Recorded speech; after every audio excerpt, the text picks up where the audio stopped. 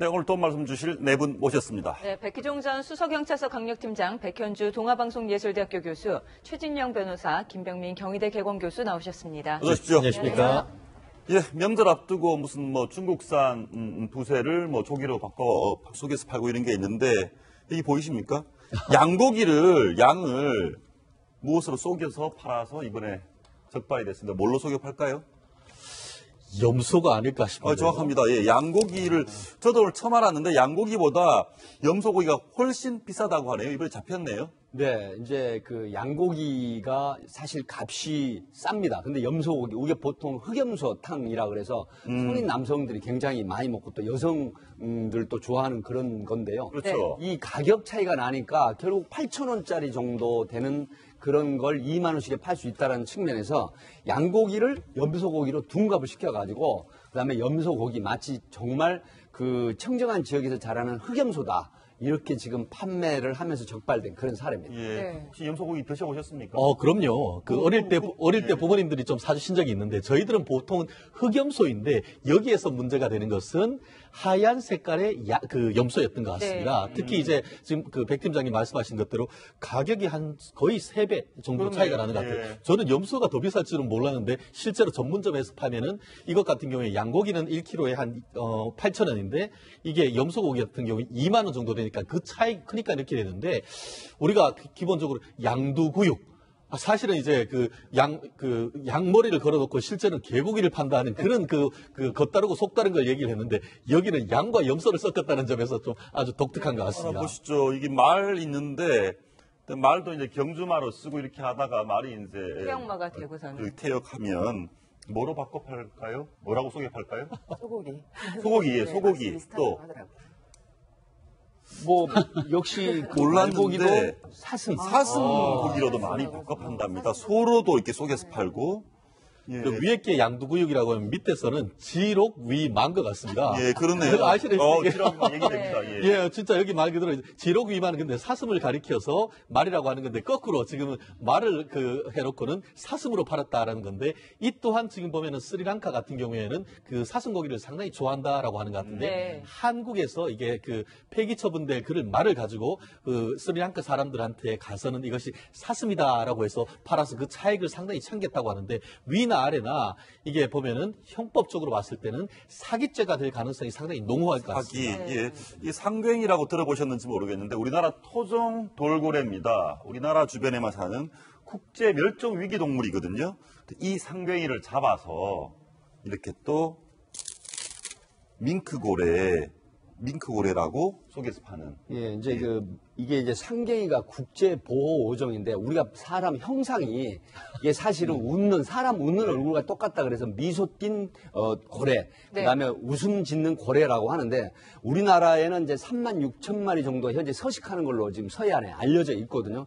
근데 이거를 지금 밍크고래 굉장히 비싼 밍크고래 고기로 둔갑을 시켜가지고 파는데 보통 우리가 고래 고기라고 먹는 게 상당수 상갱이를 이제 고래 고기로 속아서 먹는다. 근데 가격도 엄청나게 차이가 나는데 지금 저기 자막에 나오지만 사실은 돌고래나 상갱이는 이 수은 함량이 높아가지고 예. 인체에도 굉장히 해롭다고 합니다. 근데 여기서 우리가 하나 알아야 될 게 이 상갱이도 허파로 숨을 쉬거든요. 네. 그래서 이제 혼액이 뭐냐면 다른 고기하고 함께 잡는 그런 상태에서 그물에 걸려서 나오는데 허파로 숨을 쉬니까 일정한 시간이 지나면 수면 위로 올라서 숨을 쉬어야 되잖아요. 근데 질식사하는 거예요. 바닷속에 사는 이 상갱이가.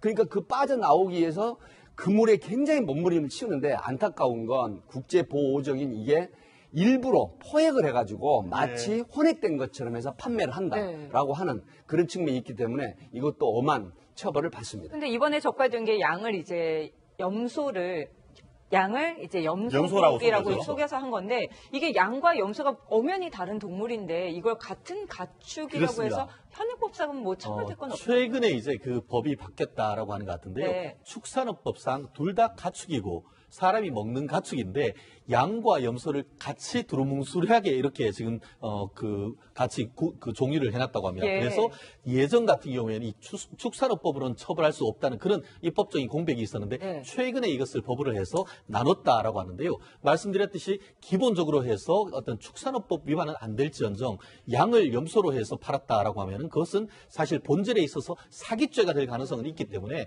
적어도 앞으로 말씀드렸듯이 양과 염소 본인들이 생각하기에 굉장히 좀 기분 나빴을 것 같은데 그래도 이제 양과 염소 구분했다는 점에서 나름 의미 있는 것 같습니다. 네. 좀 믿고 살았으면 좋겠습니다. 이거 뭐 믿을 수가 없고 먹었는데 염소인 줄 알고 먹었는데 양이고 이런 일은 없었으면 네. 좋겠습니다.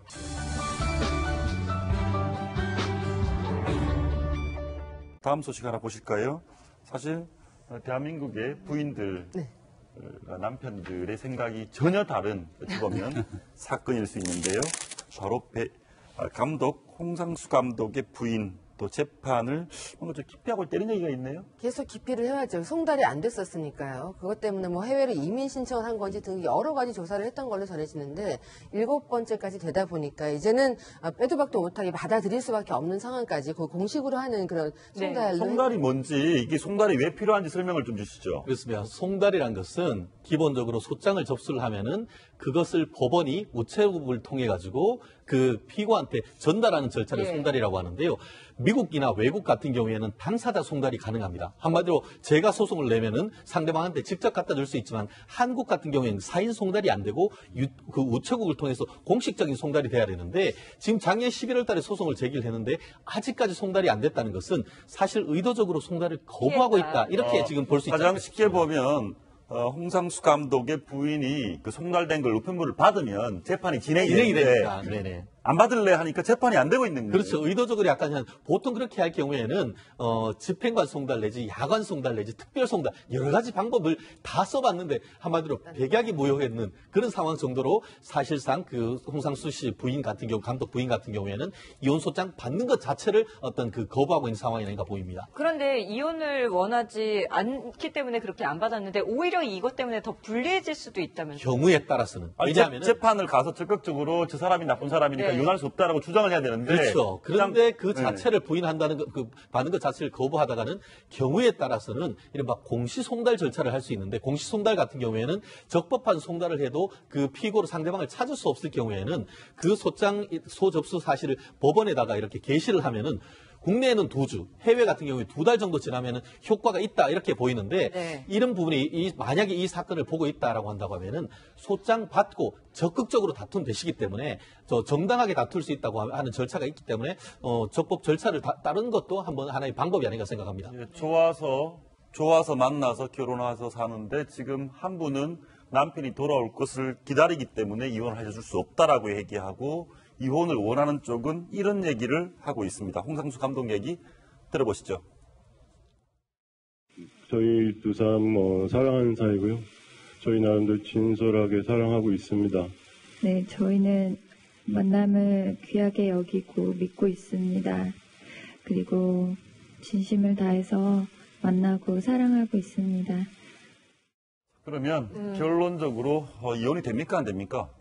기본적으로 결국 그렇게 되면 만약에 안 다투게 된다고 하면은 공시송달이 되고 나서도 안 다툰다고 하면은 그대로 그 법원에서 그 법률상에 응답을 안 하면 자백하는 거나 마찬가지여서 네. 홍상수 감독 손을 들어줄 가능성이 있죠. 그렇기 때문에라도 본인이 어떤 이혼을 하지 않기를 원한다고 하면은 적극적으로 다투어서 혼인 의사가 없다는 걸 밝혀주는 것이 이혼 소송을 기각시킬 수 있는 방법이 아닐까 싶습니다. 네.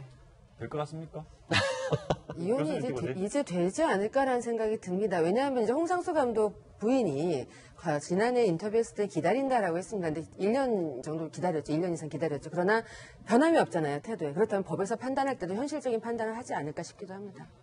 홍상수 감독 부인이 그 지난 3월 달에 한 매체와 이제 인터뷰를 하는 게 제가 기억을 하는데 남편은 반드시 돌아온다. 홍상수 감독은 돌아온다. 그리고 김민희 씨 곁을 떠나고 가정으로 돌아올 것이다라는 이런 믿음을 이제 표출을 했거든요.